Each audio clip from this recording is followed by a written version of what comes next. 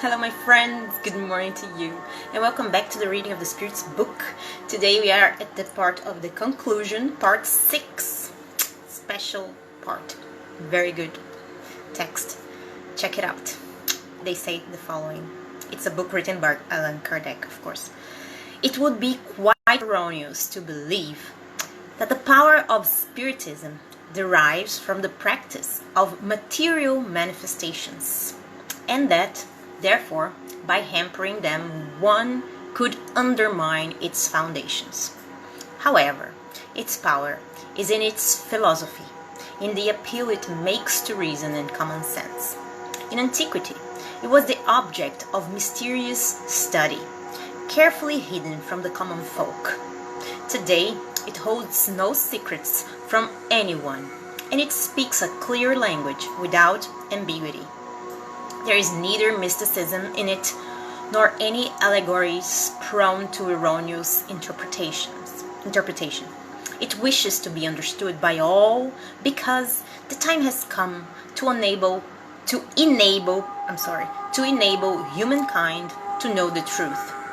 Far from opposing the diffusion of the light, it desires light for all. It does not demand blind faith, but wants everybody to know why they believe, and since it is based on reason, it will always be more powerful than doctrines based on nothingness. Could the obstacles that have been set up against the free expression of spirit manifestations silence them? No. Such obstacles would have the effect of all other prohibitions, that of exciting curiosity and the desire to investigate what is being prohibited.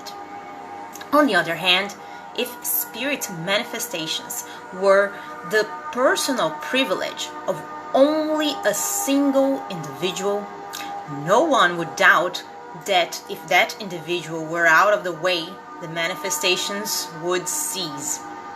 Unfortunately for our adversaries, the manifestations are within everybody's reach and are being utilized by all, from the least to the greatest, from the palace to the hovel. It might be possible to prevent them from being produced in public, but it is well known that they are more effectively produced not in public, but in private. In addition, since all persons are mediums in one way or another, how would it be possible to prevent family members in their own home, individuals in the silence of their bedroom, or prisoners in their cell, and in the presence of their executioners from having communications with the spirits around them?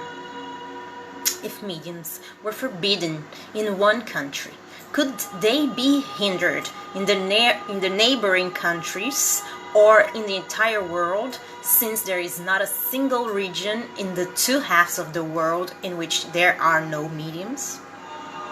In order to imprison all the mediums, it would be necessary to detain half the human race.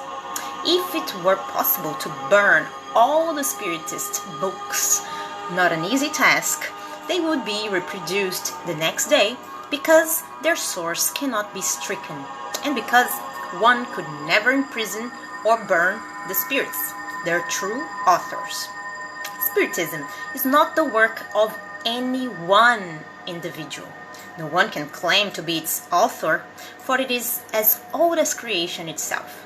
It is found everywhere, in all religions, especially in Catholicism, where in actuality it has more authority than in all the others. Catholicism contains the principles of all the manifestations, spirits of every degree, their secret or patent relationships with humankind, guardian angels, reincarnation, the emancipation of the soul during life, second sight, visions, manifestations of every kind, and even tangible apparitions.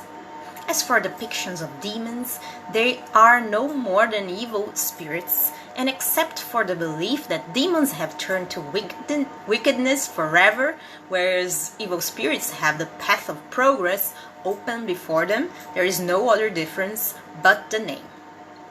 So what does modern spiritist science do? It joins into a whole what has been scattered. It explains in its own terms what has only been known in allegorical language, and it eliminates everything that superstition and ignorance have created, leaving only what is real and positive. This is its role. But the role of founder does not belong to it. It reveals what already exists. It coordinates, but creates nothing, for its foundations may be found in all ages and places. Who does dare feel strong enough to stifle it by sarcasm or even by persecution? If it were proscribed in one place, it would reappear in others exactly as it had been when it was banned, because it exists in nature itself, and humans have not been given the ability to obliterate a power of nature or veto the decrees of God.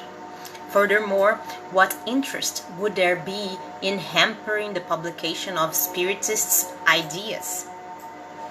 It is true that such ideas have arisen against the abuses that spring from pride and selfishness, but these abuses, which are profitable to some, injure the masses. Spiritism will therefore have the masses on its side and will have no serious adversaries except those interested in maintaining such abuses.